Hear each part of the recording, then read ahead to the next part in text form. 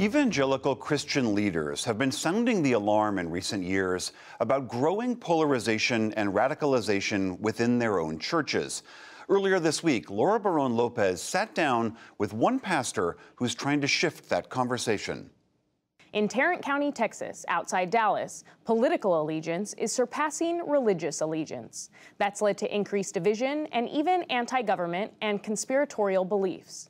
This week, a group of religious leaders from the Tarrant County-based Multi-Faith Neighbors Network, along with researchers at American University and other experts, released the Peacemakers Toolkit to help clergy across the country combat some of these issues in their communities.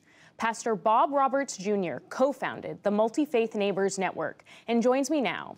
Pastor, thanks for being on the NewsHour. You led an evangelical church for more than 30 years.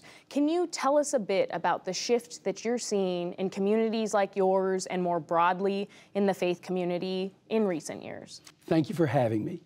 The shift that's taking place is for real. There was a time when church was something that we did, we worshiped. The focus was on God, He was first. But I fear that the church has been impacted with many of the things in the culture that is impacting everyone else. And I think for a while we've not dealt with it. It's been hard for us to come to grips that could we have people that are radical, that are part of us? And I also think sometimes broad strokes like all Christians are Christian nationalists and things like that, it's made it difficult for us to be able to speak into those things. But it's to a point now we can't ignore it. I don't think anyone would say that I'm a white supremacist or they would say that they're an extremist or anything like that. But there are things that are taking place that are going deep within evangelical churches. Over 30% of evangelical churches believe certain parts about QAnon. That's cause for concern. Conspiracy theories are very present. There was a time when the church influenced the government and the political parties. I'm sorry to say that the political parties now, political party in particular for evangelicals, have impacted us pretty dramatically. Instead of pastors being prophetic, they've become more pundits, more personalities. Politics, you're saying, is infecting what pastors are saying to their congregants. Tremendously. Pastors are afraid sometimes to say what they know they need to say because no matter what they say, they're going to get in trouble. So when COVID was here, whether you wore a mask or didn't wear a mask, it was a controversial issue.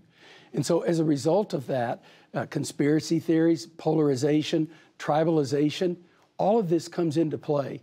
And then you've got to understand, as Christians, we do what we do based on the Bible and because we passionately want to follow Jesus. And when a preacher stands up and says, you got to vote for this person or you're not following Jesus, that's not good. And when you have politicians promise that they can fix things, sometimes we can be susceptible to a politician promising to fix something that they can't or that they really don't have a desire other than to use us for their own political purposes.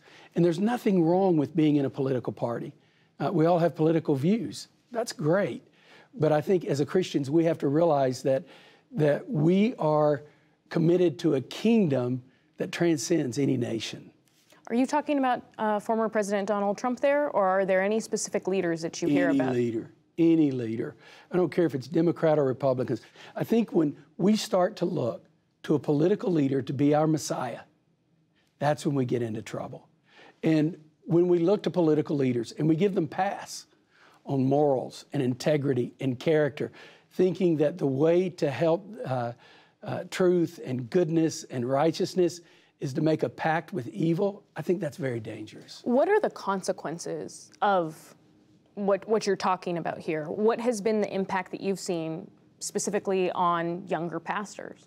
Oh, it breaks my heart. Many of them want to quit.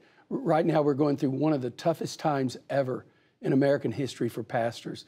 They're burnout, their emotional health, their mental health is at risk. I mean, there are so many studies about this. I talk to pastors all the time, and they know they need to address certain issues. Bob, how do I address this? What do I do? How do I even talk to the people? Because they're being impacted by conspiracy theories, news channels. They're listening to others tell them what their position ought to be more than they are the Bible. And so how do you deal with that? And so there's not the same authority in the pulpit, sadly, for some that comes from political pundits and others. To fix this, you helped put out this Peacemakers Toolkit. What are some of the things in that toolkit that you think will fix this problem? The toolkit was critical for us.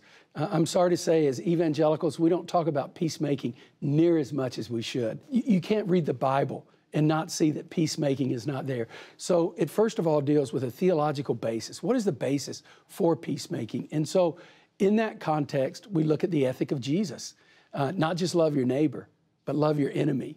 And love your enemy works in a fantastic way when you're dealing with peacemaking and when you're dealing with people that are at odds, the polarization that's taking place, the isolation that's taking place. The second part deals with scenarios, challenges pastors are faced with. I had a pastor call me. He was very upset.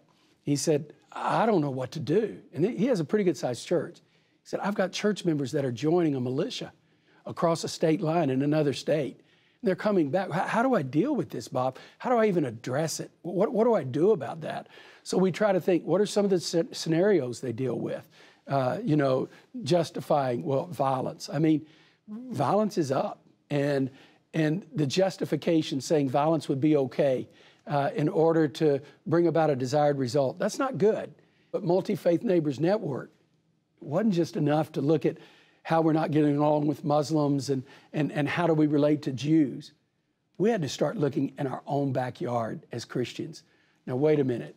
When I started hearing pastors calling for war, when I would hear them trash other religions in the pulpit, disagree with them, challenge the theology, but you don't have to trash a religion. And when I see what's taking place in our country and at MFNN, we knew we had to do something. And so it's simple. It's not hard. It's not complicated. And so what you just said, are you losing congregants to white supremacist militias or other violent militias more and more in Texas? I don't think so, but I think we are having people that are leaning that way. And so civil society is one of those things, it can be destroyed really quick, and it takes decades and years to build up. We can't be silent. Civil society is like basket weaving. And so are there people? Well, sure, we know we've got white supremacists. We know that it's, according to the FBI, one of the biggest challenges that we face. But I don't think you ought to walk in a church and think, man, all these white people are white supremacists. They're not. Are there some there? You bet there are. But I'm telling you, there's far more people that want to get along, they want to be at peace. And so we've got to give tools to push back against this. Pastor Bob Roberts Jr. of the Multi-Faith Neighbor Network, thank you for your time. Thank you.